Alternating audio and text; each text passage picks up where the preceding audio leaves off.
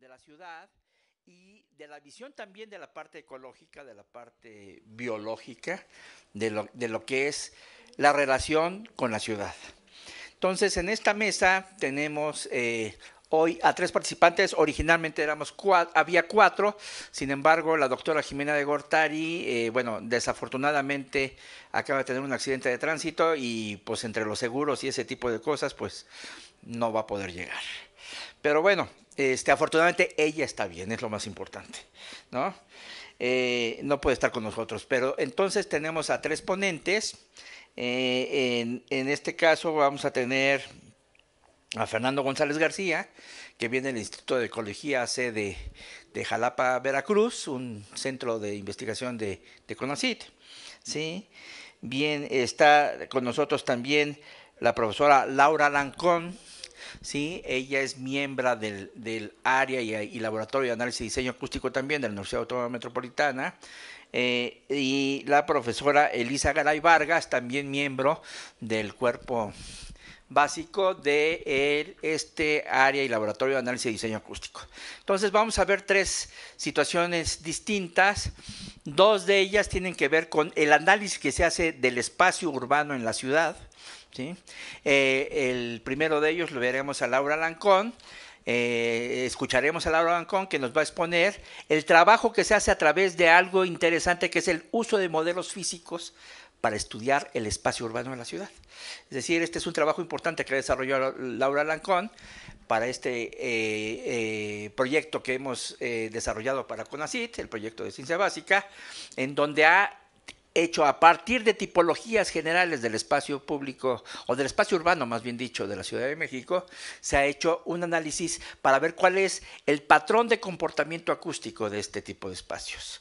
Y bueno, quiero mencionarles entonces ahorita que Laura Lancón es arquitecta y maestra en diseño por la Universidad Autónoma Metropolitana, Unidad Azcapotzalco, ¿sí? Enfocando su tema en la absorción sonora de modelos físicos a escala, de eso fue su tesis de maestría.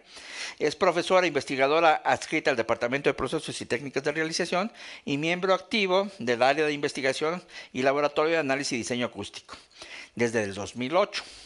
Dentro del área de análisis y diseño acústico ha colaborado en trabajos relacionados con ruido urbano, como el primer mapa de ruido para la zona metropolitana del Valle de México, para la Secretaría del Medio Ambiente del Gobierno Federal, y otros trabajos enfocados en la acústica de recintos. Esto también ella domina de alguna manera el manejo de software especializado para poder hacer predicciones de cuál será el comportamiento de los espacios, por ejemplo, como las salas de concierto, ¿no? Que lo ha hecho y lo ha hecho muy bien, ¿no? Autora de artículos especializados en acústica de recintos y ruido urbano desde el 2010. Trabaja de manera independiente en diversos proyectos arquitectónicos como diseño de interiores, realización de imágenes fotorrealistas, entre otros. Profesora de talleres de expresión arquitectónica también, aparte de las materias que tenemos nosotros adscritas a la carrera de arquitectura, que son materias optativas que tienen que ver específicamente con el tema del sonido, acústica y control del ruido, espacio, sonido y arquitectura, y tenemos además uno que tiene que ver con ruido y ciudad. Bueno, Laura, pues es todo tuyo el micrófono y por favor, adelante. Gracias, hola, buenas tardes. Corre tiempo. Sí. 15 minutos. Bueno, me gustaría aclarar una situación que, bueno, pues en estos estudios intervenimos, pues, no solo yo, sino el equipo, ¿no? O sea, realmente trabajamos como un buen equipo en el laboratorio. Entonces, bueno, me tocó presentarlo, pero pues realmente todos estamos involucrados en algún punto de todo el proceso que hacemos, ¿vale? Y bueno, pues yo, a mí, yo me he metido más a situaciones un poco más técnicas, a mí me llama la atención, y por eso es que tal vez he estado un poco más enfocada en esto de los modelos físicos a escala. Y bueno, hemos hecho también simulaciones de recintos, pero bueno, ahora con este proyecto de CONACYT, pues nos enfocamos a situaciones urbanas. Y bueno, este trabajo tiene como objetivo indagar sobre las posibilidades de caracterizar diferentes espacios urbanos mediante modelos físicos a escala. para integrarlo a estudios de arquitectura o urbanismo, a fin de utilizar esta técnica para estudiar el espacio urbano de la Ciudad de México. Entonces, bueno, tenemos diferentes herramientas para predecir el comportamiento del sonido en los espacios. El que, pues la verdad nos da un poco de miedo, ¿no? Es pues los modelos matemáticos, no es nuestro expertise, no es nuestra experiencia. Utilizamos modelos físicos de escala y también modelos de simulación por computadora, pero bueno, me voy a enfocar en los modelos físicos a escala. Y bueno, antes de pues empezar a ver cuáles son esos espacios que íbamos a indagar, pues tuvimos que ver cuáles eran esos espacios urbanos arquitectónicos. Y hay de diferente carácter, hay público, donde pues ahí no hay una limitante tal vez de horario, se pueden hacer muchas actividades culturales, de lo que quieran, ¿no? Entonces, realmente en esta fue en la que nos enfocamos en este tipo de espacios, donde pues encontramos calles, plazas, jardines, etcétera. Es que siento que se me va a acabar el tiempo. O sea, ya no quise describir todos. También hay espacios de carácter semipúblico, que bueno, ahí está un poco más restringido por el horario, tal vez hay barreras físicas. Y bueno, en sí, este no fue el tema de estudio, ¿sale? Bueno, aunque sí, por ejemplo, puede haber calles cerradas que pueden funcionar como calles terciarias. Bueno, pero pues si son cerradas es solamente para el tráfico local, para los que tienen que llegar ahí. Y entonces aquí encontramos otro tipo de espacios. Y pues de carácter privado, estos, bueno, ya no es la interacción tal vez mera, así como de toda la sociedad en ese espacio, sino solamente para tal vez los dueños o los que tienen que llegar ahí. Sin embargo, sí funcionan, o sea, de alguna forma sí son parte del espacio público, por lo menos visual, ¿no? Pero sí son parte de. Entonces, en el que nos enfocamos fue en los primeros, en los de carácter, pues, público. Y bueno, esto es un poco más técnico de la mesa anterior.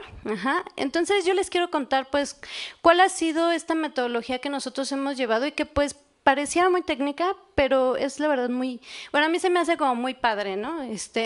Muy divertida, porque además es un trabajo multidisciplinario. Y entonces hemos tenido alumnos de física, o sea, de muchas ingenierías, y pues ellos nos apoyan, ¿no? En los conocimientos que tal vez nosotros pues no tenemos, que carecemos, y la verdad es un trabajo muy, muy padre. Entonces, bueno, primero tuvimos que determinar la escala de todas estas maquetas que íbamos a hacer, y pues decidimos que iba a ser escala 1:40. ¿Por qué?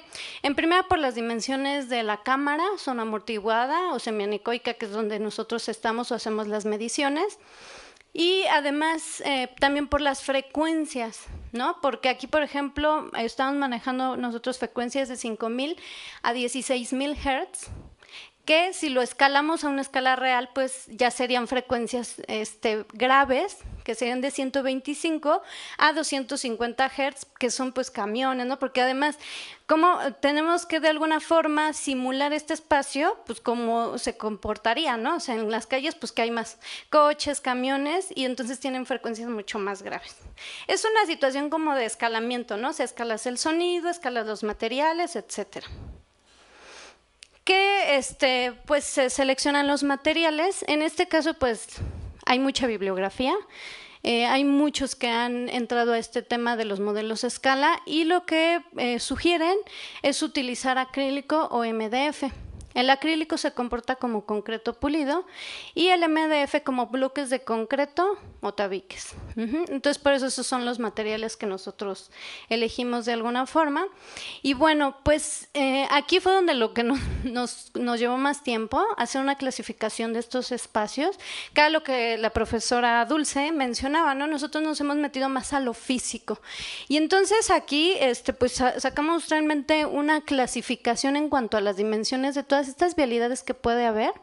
Y bueno, determinamos que hay vialidades en promedio, que pueden tener 12, 18, 35, 50, 80 o más metros de ancho. Y que, tenemos que sacar promedios, y entonces en promedios, en niveles, puede haber de 2x2, de 2x5, de 2x10, de 5x5, etcétera. Ya, por ejemplo, las que son de 10x21, 21x21, ahí, por ejemplo, no entran las calles angostas, ¿no? Porque serían demasiado, o sea, son bloques demasiado altos.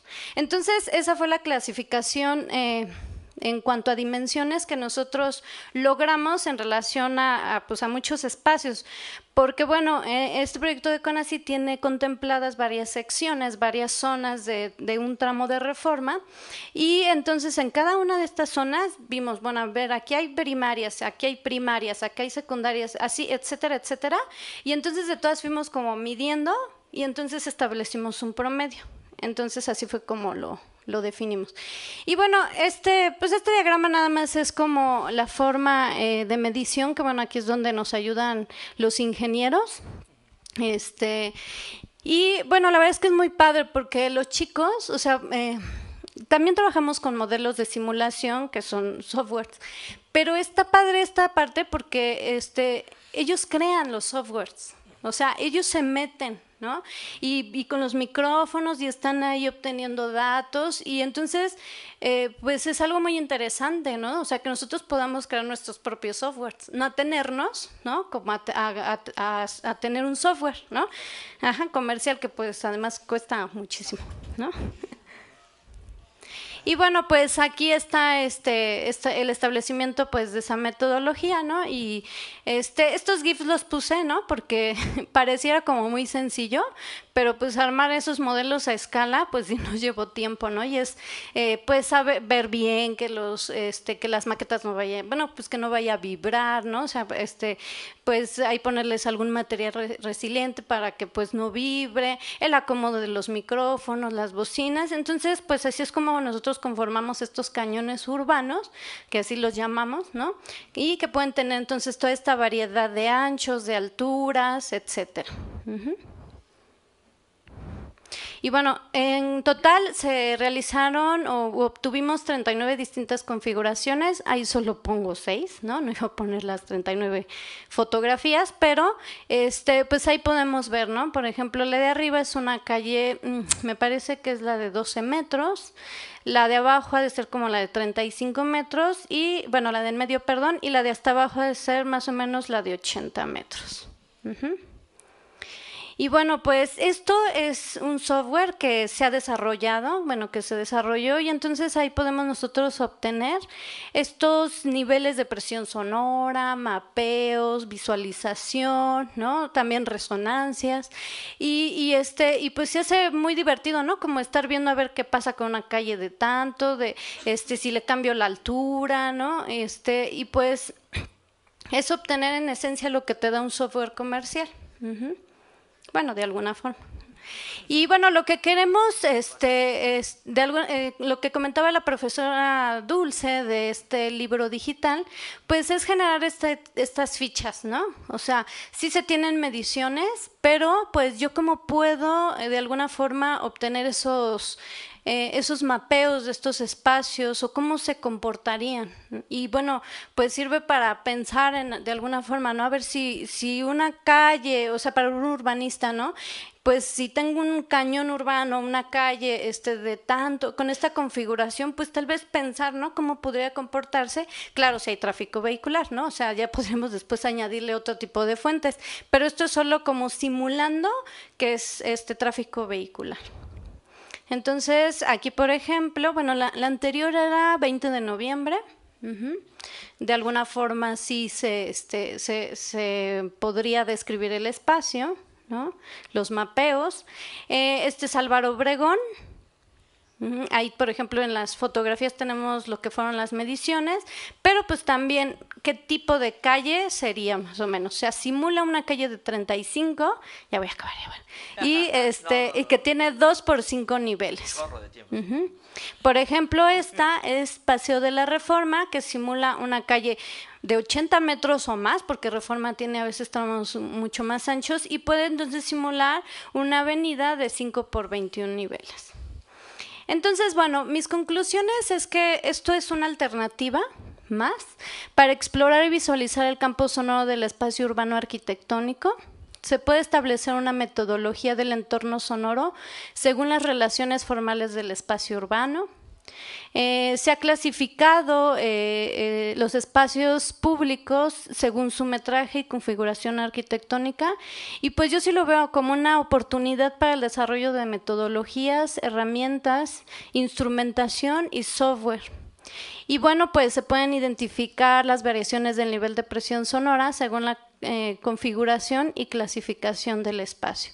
Y bueno, pues a mí este tema, pues tal vez es muy técnico, pero a mí me llama mucho la atención, y y yo lo veo más como por eso, ¿no? O sea, de poder nosotros de alguna forma desarrollar y y que no se quede como nada más en lo que es la arquitectura, ¿no? O sea, de hecho, si ustedes quieren hacer ahí su proyecto, su servicio, están invitados y sí los recibimos, porque sí se obtienen cosas así bien padres, ¿no? Con los alumnos de ingeniería, también, bueno, se involucran alumnos de arquitectura, y bueno, pues esto es una parte de lo que estamos desarrollando para el proyecto de CONACYT, y muchas gracias. Bravo.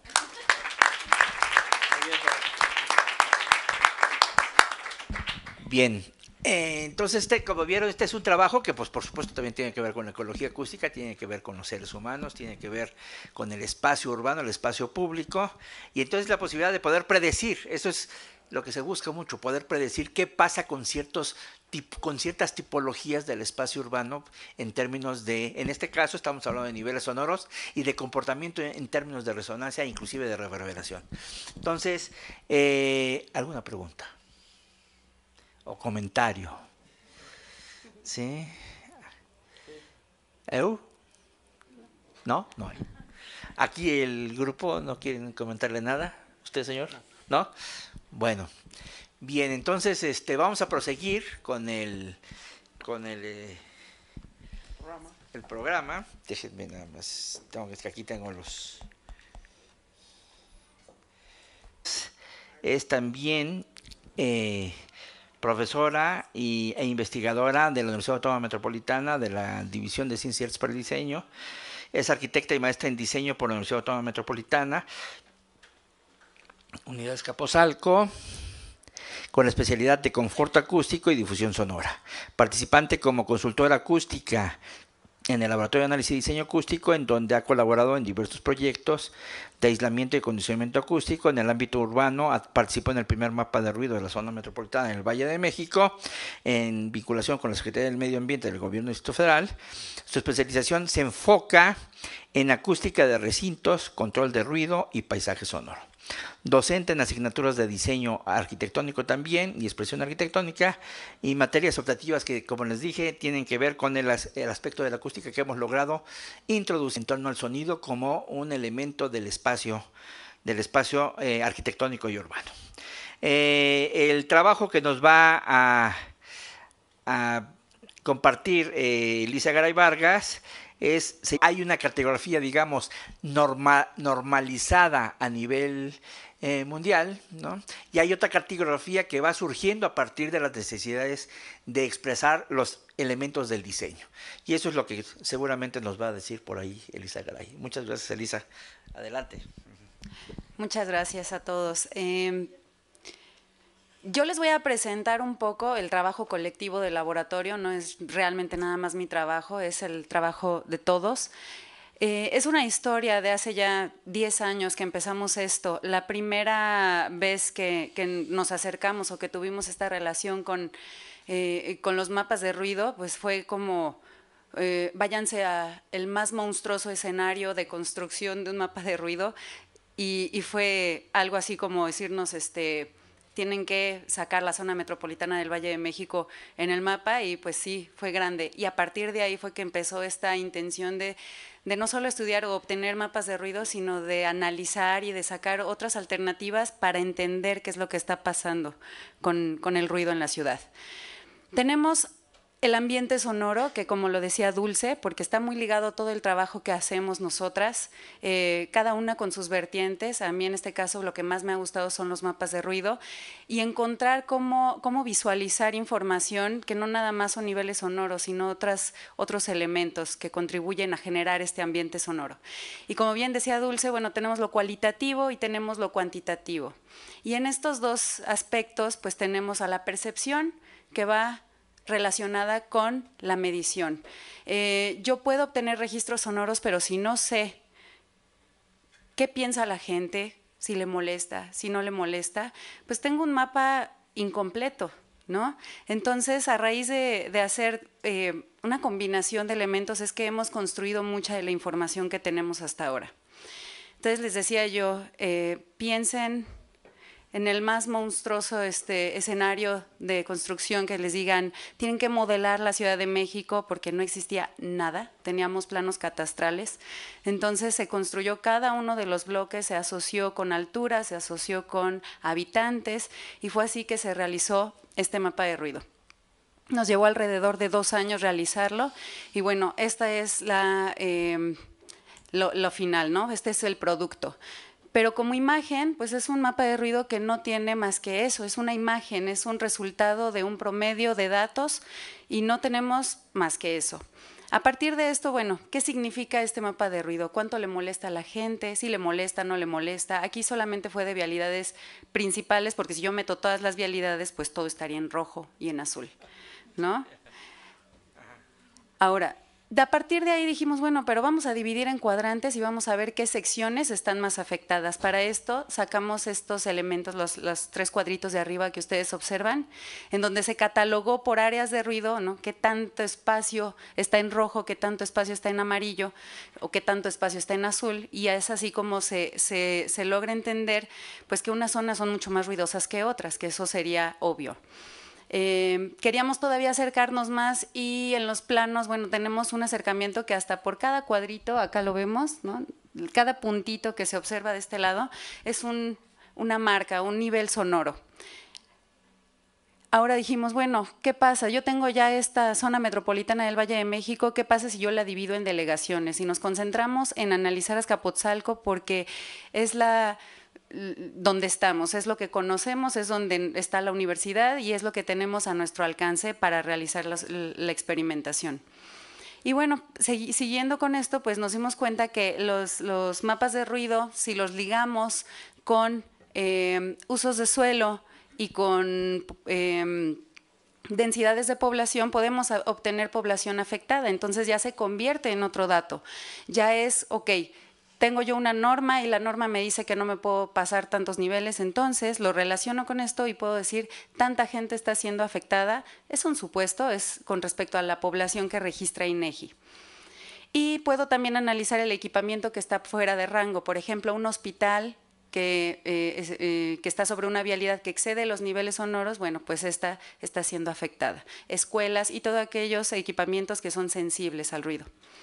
Tengo también formas de analizar, tengo la población, los usos de suelo y cuando yo los cruzo, bueno, puedo determinar también por cada edificio cómo están siendo afectados, ¿no?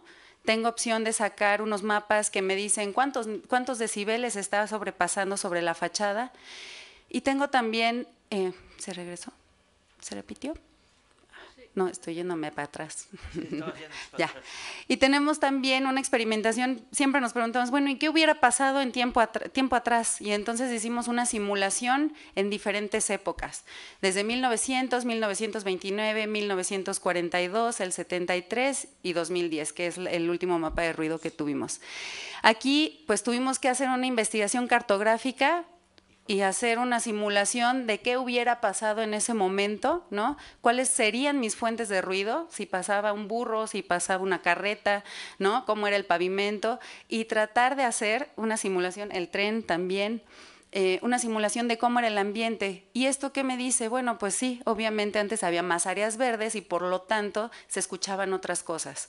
Parte de esto fue encuestar a gente que se veía en las plazas de Azcapotzalco. En algún momento hicimos encuestas y le preguntábamos qué se escuchaba antes, el vendedor de unos dulces, y siempre nos contestan con aquellos recuerdos de este imaginario, ¿no? de lo que tienen, de lo que era y que ya no es.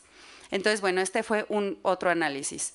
Nos hemos metido también a suponer qué es lo que pasaría si en algún espacio determinado podemos con varita mágica decir por aquí ya no pasan carros o por aquí ya no pasan cierto tipo de automóviles.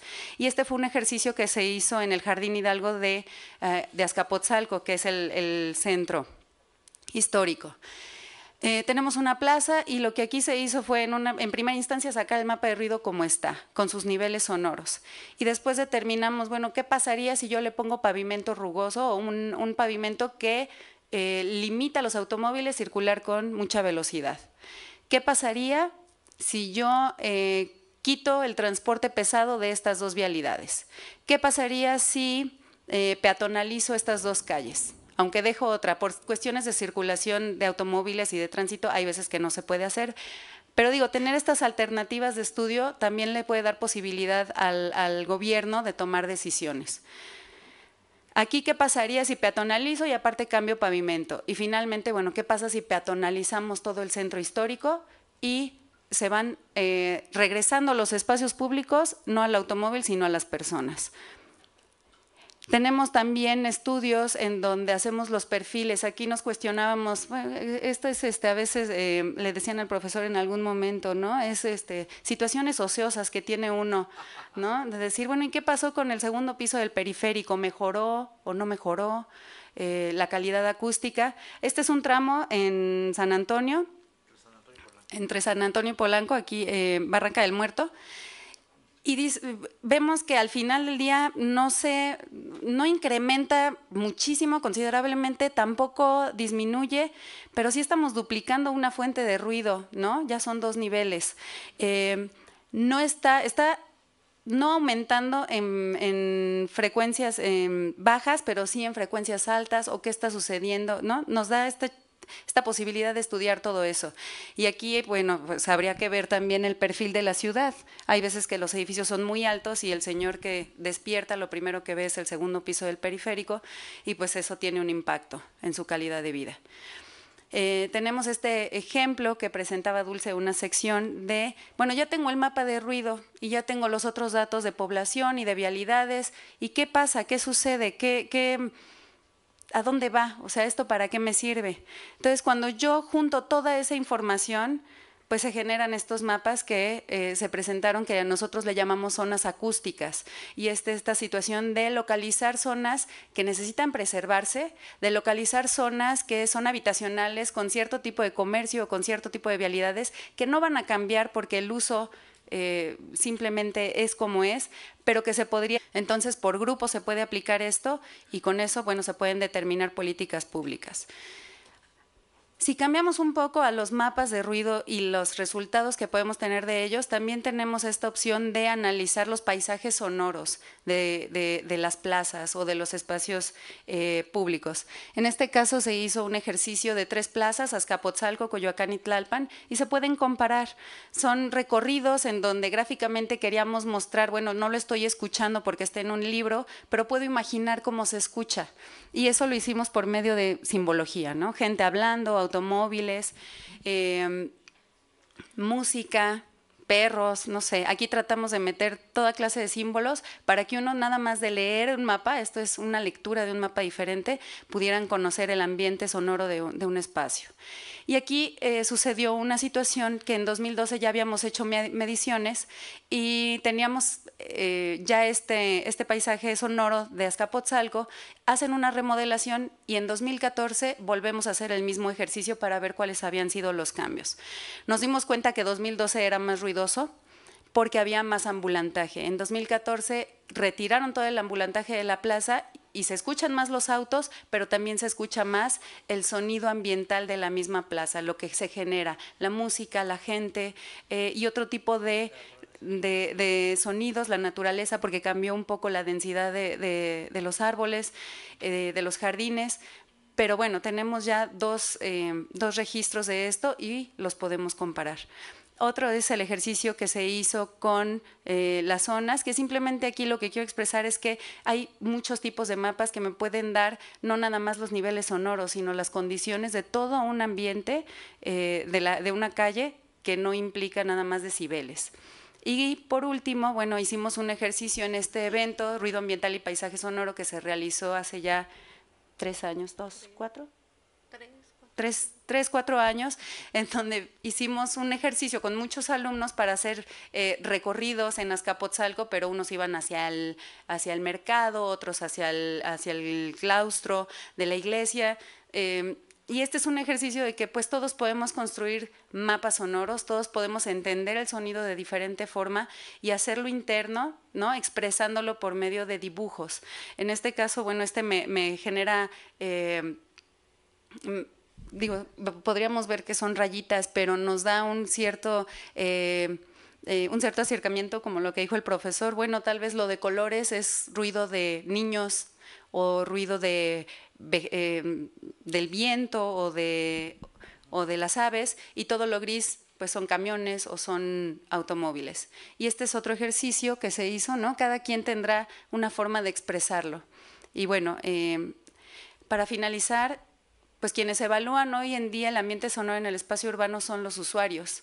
O sea, nosotros lo evaluamos desde la parte de investigación, pero los usuarios lo evalúan día con día. Por ello es importante que la generación de nueva cartografía se exprese no solo en lo cuantitativo, sino lo cualitativo, considerando la percepción de la población. Y para ello pues se necesita ser investigador con creatividad, porque ustedes van a generar su propia forma de expresar los mapas sonoros o los ambientes. Y bueno, eso es todo. Muy bien, gracias.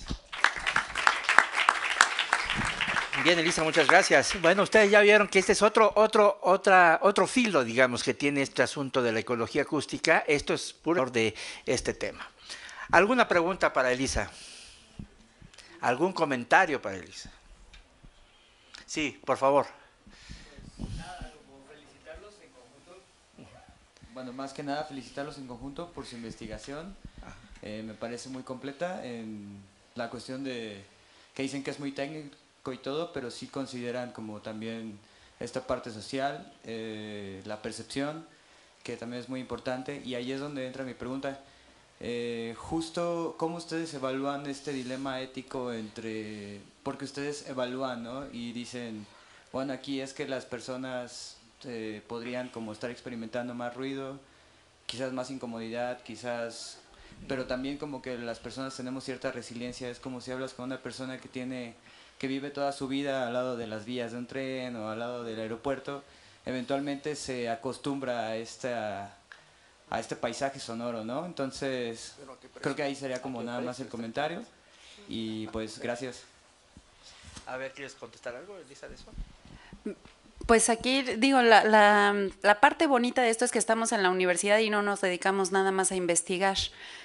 Todas tenemos clases con arquitectos, o sea, todas formamos futuros arquitectos en materias diferentes.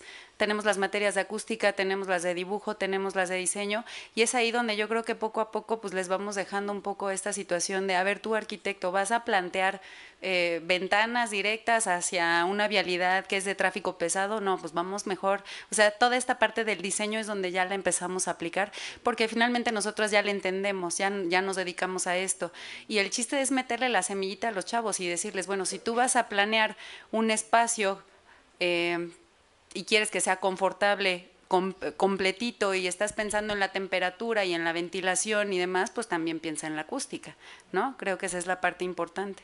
Y es ahí donde, pues con los que se dejan y con los que alcanzamos a darles sí. ¿Alguna otra pregunta o comentario? Sí, por favor, ahí. Sí. Aquí algo, bueno, una pregunta que me hago es, ¿han hecho un estudio que haga una interrelación con otros seres bióticos? Es más que nada para ver, por ejemplo, las afectaciones. Ya ves que la norma marca unos parámetros, ¿no? Entre 65 a 63 decibeles. Pero, ¿qué pasaría con, hagamos de cuenta, otras especies? Porque hablamos de que la arquitectura tiene que tener una simbiosis, ¿no? Con lo que sería el medio ambiente. Entonces, también nos damos cuenta que ciertos elementos sonoros afectan inclusive migraciones de otras especies, ¿no? En ciertos biomas que existen. Entonces, aquí la pregunta es, ¿han logrado hacer estudios de ese tipo? A ver, yo quiero contestarles un poco. Esto yo creo que es la plática que viene ahorita, ¿no? Ahorita va a venir el profesor, el doctor Fernando González, que va a hacer una plática sobre qué pasa con las cuestiones de la biodiversidad y la ciudad, ¿no? Y estamos en eso. Bueno, hemos platicado muchas veces con Fernando sobre la necesidad de hacer ese tipo de estudios, porque es importante. Ya lo decía yo en la plática que dije al principio, que es importante considerar que son los seres vivos de la ciudad, ¿no? Los seres vivos de la ciudad incluyen las plantas, ¿sí? Que las plantas también sufren con el ruido, ¿sí? Entonces, pues ahora vamos a darle paso a la plática de Fernando González, el doctor Fernando González, que es investigador del Instituto de Ecología AC de Jalapa, Veracruz. Un instituto que está relacionado directamente con CONACYT, es un centro CONACYT, ¿no? Sí. Es un centro CONACYT, ¿sí? Y Fernando es licenciado en Biología por la Facultad de Biología de la Universidad Veracruzana, maestro en Biología Animal por la Facultad de Ciencias de la UNAM y doctor por la Universidad de Alicante, España. Ha llevado a cabo Oreophasis derbianus en la Reserva de la Biosfera El Triunfo de Chiapas.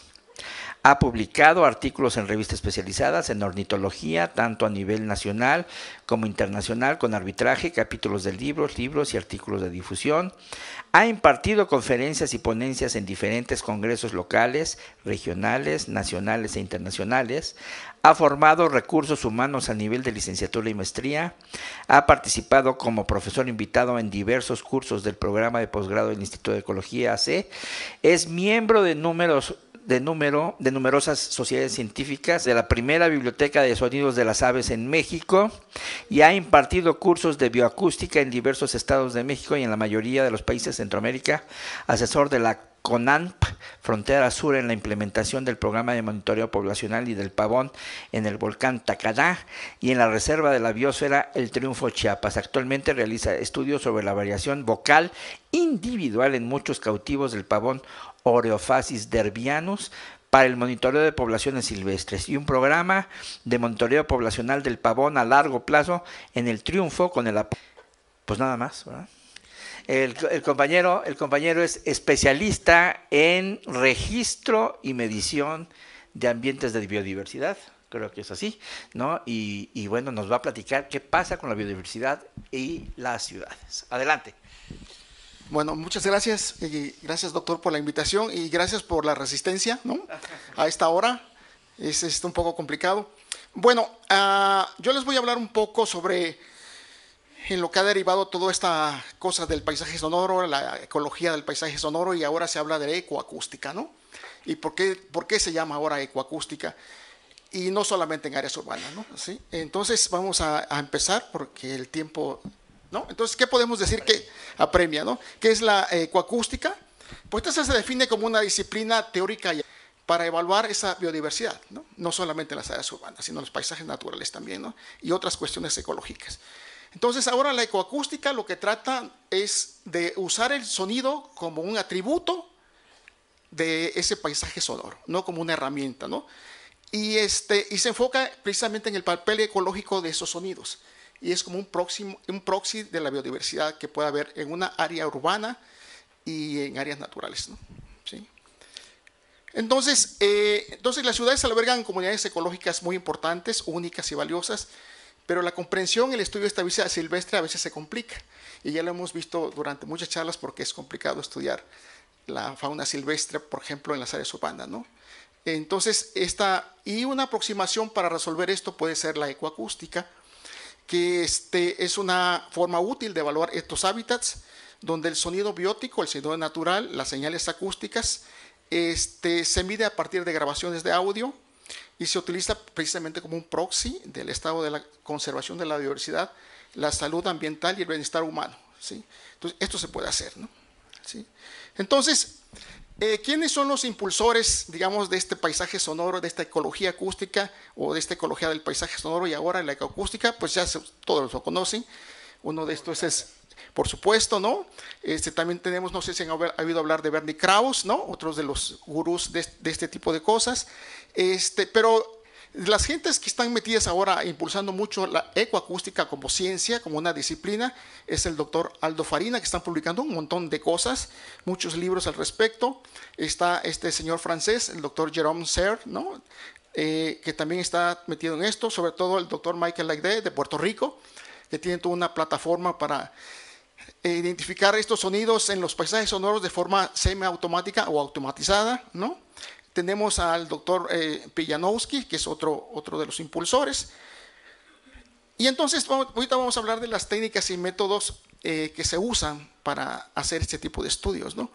Y gracias al desarrollo de nuevos desarrollos tecnológicos, se ha impulsado la ecoacústica, así como se desarrolló la bioacústica con la aparición de grabadoras, parábolas, micrófonos y estas cosas. Pues ahora la ecoacústica tiene estos juguetes, ¿no? Que se llaman sistemas autónomos de grabación. Y hay diversas empresas que producen este tipo de cosas, ¿no? Que son grabadores que uno puede programar mediante un protocolo y puede estar días, semanas y meses grabando en el campo, ¿no? Y pueden incluso grabar tanto el sonido audible como no audible. Y es algo de lo más reciente, que son los AudioMOF. No sé si ustedes han hablado de estas cosas. AudioMOF, que son cosas muy similares a los sistemas autónomos, pero son más pequeñitos, que eso es como esto, ¿no? No sé si los conocen. Esas grabadoras que les mencionó son carísimas. Esto vale $50 y hace más o menos lo mismo, ¿no? ¿Sí? Entonces, pero por si fuera poco, hace unos días anunciaron que van a sacar esto, pero más pequeñito, ¿no? Micro-MOF, ¿no? Entonces, para que tengan idea de que existen estas cosas. Todo $1, ¿no? Entonces, con estos aparatos lo que se hace es esto que se llama ahora monitoreo acústico pasivo, que es un monitoreo no invasivo, que el único momento de invasión es cuando uno va a poner las grabadoras a estos sitios, ¿no? Y entonces estos son desplegados en el campo, a menudo durante horas, días o semanas, grabando datos acústicos con un determinado protocolo. Y generalmente se programan que graben 1 minuto cada 10 minutos, por ejemplo, o cada media hora, dependiendo de la pregunta que uno tenga a resolver. Sí, y pueden ser grabaciones continuas, ¿no? Pero el problema es analizar ese tipo de información, ¿no? Entonces, de todos modos, se hacen submuestreos en esas grabaciones continuas, ¿no? Y hay software para hacer estas cosas, ¿no? ¿Ok? Entonces, ¿dónde puede ser útil el monitoreo acústico pasivo para los ecólogos y conservacionistas? Pues se puede generar mucha información biológica de estas grabaciones, ¿no? ¿Sí? Se puede saber sobre riqueza, abundancia, ocupación de las especies, composición de la comunidad, incluso se pueden monitorear tendencias, ¿no? de espaciales y temporales, incluso de las poblaciones, y cálculos métricos de la biodiversidad, ¿no? ¿Sí? Entonces, este análisis acústico, digamos, el análisis acústico de estas grabaciones es un proceso múltiple de varias etapas, en el cual ese sonido, por ejemplo, de 1 minuto, no te interesa quién emite el sonido, sino quieres ver la actividad acústica que hay en ese minuto, ¿no? Pero el otro enfoque es ver quiénes son los que contribuyen a esa diversidad sonora en ese minuto, ¿no? O incluso si no eres especialista en estas cosas, puedes decir, este es una rana, este es un pájaro, este es otra rana, este es otro pájaro, este es un insecto, ¿no? Que pueden ser morfoespecies, por ejemplo, ¿no? Y hacer un análisis para eso también se puede, ¿no? ¿Ok? Y entonces, las muestras y métricas acústicas, pues se han desarrollado varios índices acústicos, ¿no? Que no voy a entrar en detalle de estas cosas, pero básicamente lo que hacen es que están basados en la velocidad de los sonidos o señales acústicas presentes en un paisaje sonoro o en una muestra de ese paisaje sonoro, ¿no? Y puedes calcular varias cosas, puedes calcular la energía de ese sonido que está ahí, ¿no? Puedes ver el nivel de complejidad en términos de tiempo, frecuencia y amplitud, o la proporción de diferentes componentes de ese paisaje sonoro, ¿no? Así que es lo que le decía hace ratito, ¿no? Que pueden ser especies, si es que conoces el tema, o pueden ser sonotipos o morfoespecies acústicas, por ejemplo, ¿no? Y para esto hay toda una paquetería en R. Hay ahora los chavos que les gusta esta onda de las plataformas de estadística. R soluciona todas estas cosas. Esto es gratis, ¿no? El detallito de estos índices es que no funcionan bien en las zonas urbanas. Y el problema que tienen estos índices es el ruido, ¿sí? Entonces, aquí lo que ven en este gráfico simplemente es cómo trabajan estos índices. Básicamente son bandas sobre el dominio de la frecuencia, ¿no? Y cada índice uno pues lo puede hacer ya por default como viene del índice, o puede ser modificar ciertos parámetros, ¿no? ¿Sí? Y entonces, pero ¿qué tipo de información biológica se puede extraer de los paisajes sonoros? Como les decía, la riqueza, la abundancia, patrones de actividad vocal, por ejemplo, ¿no? variación en individual, monitoreo de la velocidad y sus impactos, incluso los niveles relativos de ruido ya se pueden medir ahí, incluso la distancia también se puede calcular. Es un artículo reciente que salió, esto ya se puede hacer, medir distancias a partir de las grabaciones, digamos, distancias de los objetos, ¿no?, que emiten el sonido. Y entonces estos índices acústicos lo que hacen es usar esas características espectrales y temporales de la energía acústica en esa grabación. Sin embargo, estos algoritmos tienen problemas en las zonas urbanas, precisamente por el ruido, ¿no? Que ahora sí que ese ruido le metes mucho ruido a los índices, ¿no? Pero no se preocupen porque ya hay alguien que estuvo pensando en esto, ¿no? Y justamente la doctora Alison Feilbras hizo su tesis doctoral precisamente y desarrolló este algoritmo que se llama CityNet, que calcula automáticamente tanto la parte biológica como la parte de sonidos antrópicos, ¿no? ¿Sí? Entonces, eso ya está, ¿no? Ya está. Entonces, a ver, pero entonces, el problema en las ciudades, y que se ha repetido aquí muchas veces, es la contaminación sónica, el ruido, pues, ¿no? Y entonces este ruido tiene impactos, en este caso, pues, sobre la fauna, ¿no? Y especialmente sobre los pájaros. Y entonces este es un problema porque impacta la comunicación entre los individuos, ¿no? ¿Sí? Y este fenómeno es conocido como enmascaramiento, ¿no? ¿Sí? Y entonces las aves han recurrido a diferentes estrategias para solventar este problema, ¿no? ¿Sí? Algunos cambian o alteran la frecuencia a la que cantan, ¿no? Y algunos regulan la amplitud, otros la duración del canto. Pueden cantar, tener cantos más largos, más cortos, pueden cantar a diferentes horas cuando hay menos ruido, por ejemplo, ¿no? O incluso pueden modificar el contenido del canto, ¿no?, que es el repertorio vocal, la composición, la estructura, la complejidad. Puede ser modificado, incrementado o empobrecido, ¿no? Entonces, sí hay impactos sobre la comunicación acústica entre los pájaros, por ejemplo, ¿no?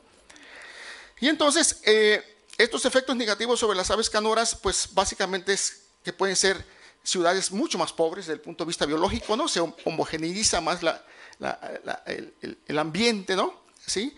Y de hecho puede haber cambios en la condición corporal de los pájaros, cambio en la estructura de esas comunidades, y riesgo de depredación, por supuesto estrés, ¿no?, que pues es un estrés fisiológico.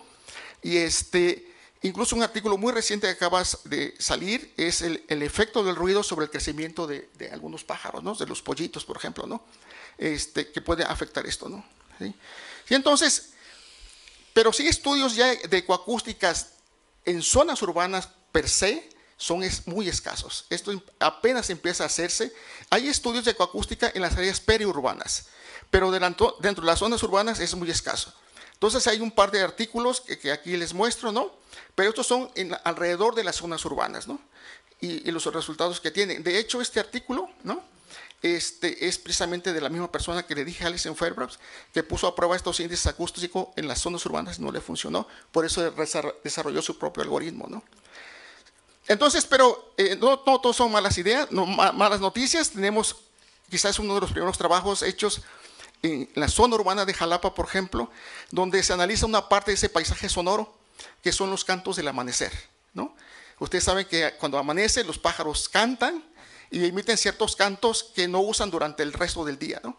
Entonces, Oscar lo que hizo fue estudiar este tipo de cosas, y sus principales hallazgos que hizo fue que la urbanización afecta la estructura y la dinámica de los coros de las aves al amanecer, ¿no? Y lo que podemos entender como dinámica son los altos niveles de ruido que se relacionan con el inicio más temprano de la actividad vocal de estos coros, ¿no? Y en cuanto a estructura, es que a diferencia de las zonas grises y verdes dentro de la ciudad, hay una diferencia en el inicio de los coros y los participantes, ¿no? O sea, no todos inician al mismo tiempo. En las áreas verdes urbanas sí, pero en las áreas grises hay esta modificación. No todos empiezan al mismo tiempo, ¿no? Y en el caso de un ave nocturna que fue un búho, él encontró que ni el ruido urbano ni la luz artificial afecta el comportamiento vocal de este bicho, pero sí está relacionado con la área verde y con la área gris. Donde hay área gris no hay búhos, pero sí en las áreas verdes, ¿no? ¿Okay? Y finalmente encontró que no hay tendencia significativa entre los inicios y y picos de los coros más tempranos con mayores niveles de ruido, ¿no? ¿Sí? Entonces, para finalizar, la urbanización es un proceso de cambio que transforma, sin lugar a dudas, los ecosistemas mediante la alteración y modificación de la estructura y funcionamiento y representa una amenaza para la biodiversidad, ¿no? O sea, la zona urbana construida modifica todo, ¿no? Y depende del nivel de modificación. Entonces, las señales acústicas que emanan de los ecosistemas puede ser una variable, de hecho es una variable ecológica importante que puede proporcionar evidencia del estado ecológico actual y así como del posible cambio ecológico a largo plazo, ¿no? Entonces sí podemos tener como, pues nada que ver, ¿sí? Porque afortunadamente Jalapa todavía es una ciudad verde, ¿no? ¿Sí? Casi que el 40 y tantos % de la ciudad todavía es arbolada, entonces a pesar del desarrollo urbano, todavía tenemos muchos elementos bióticos en la ciudad, ¿no? Entonces, pero el sonido no solamente afecta a los pájaros, afecta a otras muchas cosas. Por supuesto, hemos visto que a las personas seguramente les está afectando, ¿no? También afecta a muchos otros organismos, ¿no? Como las ranas, por ejemplo, ¿no? Los insectos, ¿no? También, y se ha visto que esto tiene un impacto en la estructura del canto, por ejemplo, ¿no? ¿Sí? Entonces, hay mucho que hacer, ¿no? Desde el punto de vista ecoacústico y desde el punto de vista biológico hay que hacer mucho y que nos puede ayudar mucho a interpretar cómo se está comportando un ecosistema como es el ecosistema urbano, ¿no? Pues eso es todo. ¿Es todo? Caray, por favor, un aplauso. Bueno, pues ya ven, otro aspecto más que tiene que ver con la cuestión de las ciudades, ¿no? Entonces, amplísimo. Entonces ya vimos muchos campos, el campo del arte, el campo del registro, el campo de los archivos, el campo urbano, el campo arquitectónico, y hay muchos más. O sea, nos faltan los médicos, nos faltan los sociólogos, los antropólogos, nos faltan los abogados que tienen que ver con estas cosas, nos faltan muchísimas. Es un tema totalmente multidisciplinario, ¿sí?, que tenemos que echar a andar. Bueno, ¿quién quiere hacer una pregunta al doctor Fernando González? ¿O un comentario? A ver, por favor. Solamente un comentario. Me resulta muy interesante cómo la tecnología ha ayudado bastante ahora a la ecoacústica, ¿no? El hecho de contar con estos micrófonos que no son invasivos, yo creo que tienen ahí un campo infinito de posibilidades. Es algo que todavía a nosotros nos cuesta mucho trabajo, ¿no? Cuando nos enfrentamos a esta situación de ir a hacer mediciones acústicas a un espacio, obviamente con nuestro equipo que pues llama la atención, se acercan las personas, nos empiezan a hacer preguntas, nos dicen, ¿son de televisión? Empiezan como...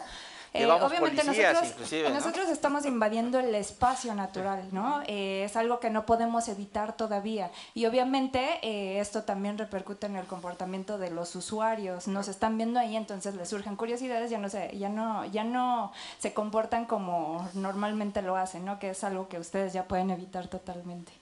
Entonces, felicidades por la investigación. Muy bien. A ver, ¿quieres comentar? Sí, sin duda esto ha sido de mucho beneficio para este tipo de estudios, ¿no? Sí. Digamos que esto ha ayudado mucho a tener gran cantidad de datos, ¿no? Lo único que nos perdemos usando esta tecnología es el contexto en que se dan esas señales, ¿no? Pero bueno, ese es tema de, digamos, como de la bioacústica ya per se, ¿no?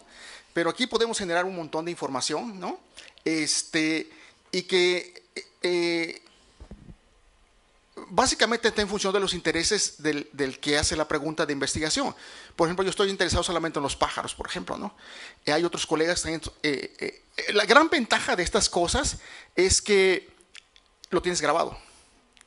Y eso lo puedes analizar tantas veces como quieras y puede ser objeto de estudio de mucha gente, ¿no?, que quiera analizar el contenido acústico de esas grabaciones, ¿no? Entonces, yo creo que ha sido una fortuna, ¿no? Y la ventaja es que ahora hay estas cosas mucho más baratas, ¿no? Que con un sistema autónomo de grabación de estos grandes, como cámaras trampa, ¿no?, que valen $850, esto vale 50. Te puedes comprar, ¿qué?, 15 o 20, ¿no? ¿Sí? O sea, si tú te vas por la calidad del sonido, esto no es lo mejor, ¿no? Claro. Pero sí, lo que tú buscas es la presencia y ausencia de las cosas. Y eso se puede lograr con esto, ¿no? Sí. Esto mide niveles sonoros, perdón. Esto, Sí. Que es una tarjeta que te da, captura datos acústicos. Sí, sí, sí.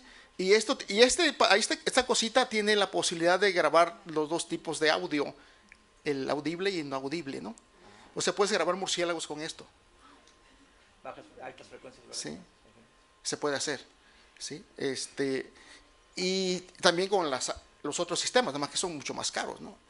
Sí, pero si tienes un padrino que te pueda comprar 10, 15 cajas de esas, pues está bien, ¿no? Tiene uno que se llama Conacit. Pero fíjate que otra ventaja, la ventaja de esto es que tú lo pones en una bolsita Ziploc y le robas a tu mamá un seguro de esto que usa para la ropa, ¿no? Para colgar en el tendedero y lo pones en el bosque. Bueno, ahora se están haciendo las carcasas para esto, para protegerlo, ¿no? Que creo que va a ser es una buena idea, ¿no? Pero si te roban esto, a lo mejor no lo sientes mucho. Pero si te roban una caja de $850, ya lo piensas, ¿no? Lloras, Sí, ya lloras, ¿no? Oye, ¿y esto transmite datos vía internet? No. No, No, nada más no. los guarda aquí. Los guarda en una tarjeta, sí. No, pues podría ser, pues. Por favor. Sí. Gracias.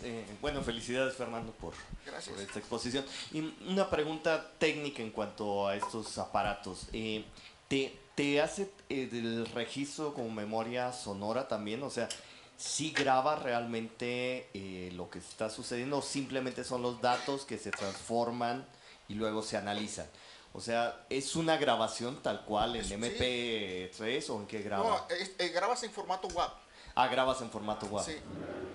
Perfecto. Sí, sí, y te pone la fecha y te da unos metadatos, Ajá. ¿no? Y te da metadatos y la fecha y la hora, Ok. ¿no? Y entonces eso queda en el registro. Y la parte urbana, lo que dices, ¿es porque se satura la capacidad de resistencia del micrófono o es simplemente porque se van a confundir entre todos estos sonidos? No, a eso me refería con los algoritmos que se usan para analizar esto, para el análisis. los índices, ¿no? Sí. Pero como memoria sonora, por ejemplo, lo puedo poner en una esquina y ver cómo los sonidos se van transformando de 8 de la mañana a 12 horas. Sí, claro. Sí. Si quieres grabar continuamente, la única desventaja es que la batería o se llena la memoria, ¿no? Sí. Pero depende mucho de la pregunta que quieras hacer, ¿no? Claro, ¿Sí? sí. Digamos, el problema es analizar tantas horas continuas, o sea, ¿cómo analizas eso, no? Sí, depende, como dices, o sea, qué es lo que quiero saber quieres, ¿no? de esa información, ¿no? Sí. Pero, Entonces, generalmente la gente que hace estas cosas analiza un minuto, claro. porque los algoritmos están hechos para analizar un minuto, Ya. ¿no? Pero, de hecho, la ventaja de estas cosas es que el hardware es libre. O sea, si tú le sabes a la electrónica, lo puedes hacer. Okay. Es libre, el código es libre, ¿no? Ok, perfecto. Pero siendo tan baratos, Sí, y luego ahora que va a salir este modelo nuevo, va a ser maravilloso. Bueno, gracias Fernando. Bueno, fantástico. ¿Alguien más? Otra pregunta sobre la bioacústica, sobre la ecoacústica, sobre la ciudad y la bioacústica y la ecoacústica. ¿No? A ver, ahí está, ahí hay uno. ¿Puede funcionar en ambientes marinos? O sea, se puede dejar, como usted dice, que puede captar audiencias que no oímos nosotros, ¿no se puede hacer para estudiar los fondos marinos, al igual que se puede hacer con frecuencias que no escuchamos? no, esto no sirve para eso. Y ahora eso hay hidrófonos, ¿no? Y hay toda una gama de hidrófonos, ¿no? De hecho hay unos hidrófonos como submarinos, ¿no? Que valen un dineral, y que igual lo programas y vas y lo metes al agua, ¿no? Y ahí se queda, con la bendición, por supuesto, ¿no? De que no se lo vayan a robar. Sí. Sí, miren, de hecho, esta cosita se conecta a la computadora y la misma empresa te da un software gratis para que lo programes, ¿no? Y tú ya le pones el protocolo y dices, pues ahí está. Y entonces lo programas y llegas al bosque y lo prendes y ahí lo dejas, ¿no? Y ya está. Sí, ¿Puede servir en la ciudad también? sí, también, claro. Uh-huh. Y la ventaja es que puedes grabar, creo que en 16, 24 bits, creo. Y ¿cómo se llama? A diferentes No, tiene hasta 360, ¿te acuerdas, Saúl? 384, ¿no? ¿Sí? Entonces, puedes grabar murciélagos, ¿no? O cosas, o bichos que imitan ese rango de frecuencia, ¿no? ¿Sí? Polillas. De hecho, por eso se llama audiomorph. Se llama audiomorph precisamente porque lo inventaron unos estudiantes de doctorado que estudiaban polillas, ¿no? Polillas. Polilla, claro. No. De la polilla. Bien, ¿alguien más? Bueno, vamos a necesitar terminar la sesión el día de hoy. Hoy fue el segundo día y la última sesión, digamos, con conferencias. Mañana es el día quizá más importante porque se define el futuro de la Red de Ecología Acústica México. Entonces necesitamos la presencia de todos ustedes y todos los que no vinieron hoy, ¿no? ¿Sí? ¿Por qué? Porque vamos a discutir varios temas que tienen que ver con esto, cuál es el funcionamiento, cuál es la estructura, ¿sí? Es decir, hacer muy democrático esto, ya lo había dicho Luz María, va a ser algo muy horizontal, nuestra relación con el World Forum for Acoustic Ecology, nuestra relación con otras instituciones, las instituciones académicas y la red que realmente queremos impulsar a partir de este evento. Les agradezco mucho su atención, el haber estado aquí con nosotros y bueno, los esperamos mañana, por favor. Muchas gracias a todos. Ajá.